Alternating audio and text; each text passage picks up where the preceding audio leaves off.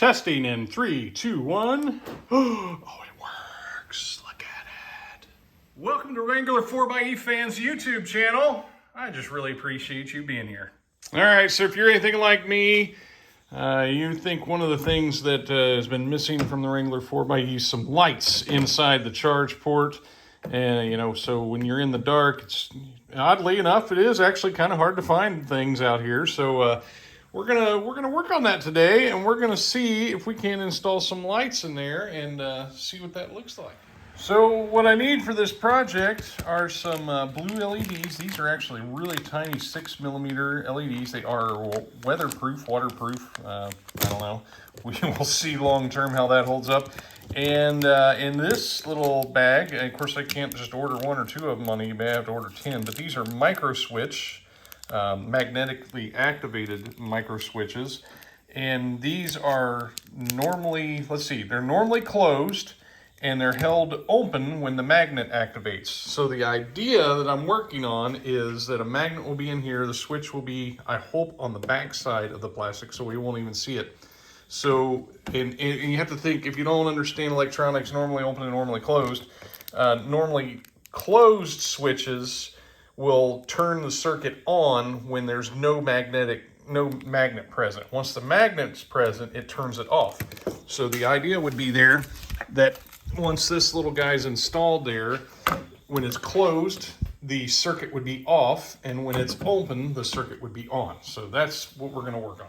Of course, what I'm going to have to do, my first step, I'm going to have to take this cowl off. You take these bolts off that are back here, and these that are up here on the front. This whole thing comes off. The charge port actually stays there. It's just this piece that we'll take off, which is perfect for what we're wanting to do, because I want to build this on the back of this whole plastic piece here. One tool I would highly advise if you're going to work on your Jeep is some sort of Torx multi-tool, or get a set of these, because boy, there's just a lot of these Torx screws all over the Jeep. So if you find something like this that gives you all the different sizes all in one thing, works out really great.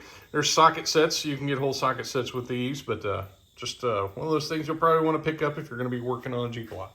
All right, we have the charge port case, whatever you want to call that, and the whole cowl piece pulled off. That's what it looks like on the inside. This little wire right here is what connects into the back of that thing. That way you have your little charge LED when you have the vehicle plugged in. And so you just want to take that off gently. That's a little release that you have to pull up and then push back to release to get it off there. So my plan is an LED in 4 corners up here somewhere. I haven't exactly decided where that is. This is all plastic and rubber. This is actually, I don't know, it kind of converts here. I don't know if that's 2 separate, I don't know. It almost seems like 2 separate pieces. So I think we're gonna have to go over into the plastic and not this rubber part. And my concern there is it's not very roomy. We don't have a lot of real estate to work with up here. And so one thing I'm worried about is the distance between the door, the door on the outside and the plastic piece in here. But I can stick my finger all the way back in there, and I can reach all the way to the corners. So spacing wise, if you think the thickness of my finger and what that LED is going to be sticking up, we have plenty of room for these they're little tiny 6mm LEDs. I went with the smallest I could find because I knew this was going to be a concern, and I think we are just fine. We are going to have plenty of room in there to do this idea.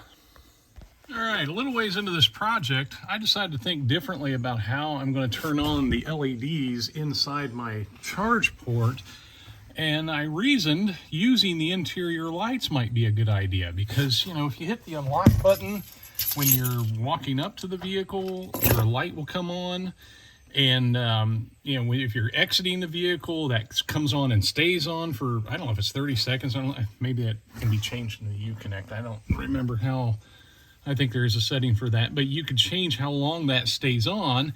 And I never even realized, this is kind of a interesting point here. There's actually 2 lights in this unit, and you can see there are 3 wires there. So there's ground and 2 hots. That is your that one there on the left is that ambient lighting. If you're driving around and you can adjust the brightness of that ambient lighting by this little knob, and that's just what kind of shines down on your shoes. That's actually 2 different lights, and I never knew that. So that one on the left is our ambient lighting, and the one on the right is our interior lights that come on full brightness.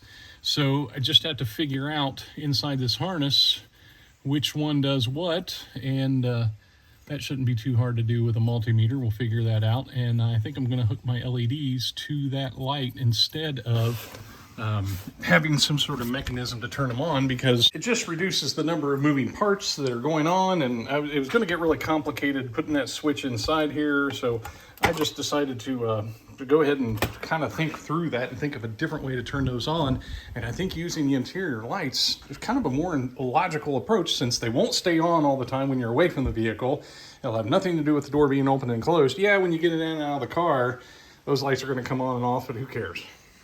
All right, a little catch up on the project. I actually have a wire running down through the pass-through. If you don't know about that pass-through, there is a pass-through on the firewall on the driver's side. Gosh, it's so hard to see down in there.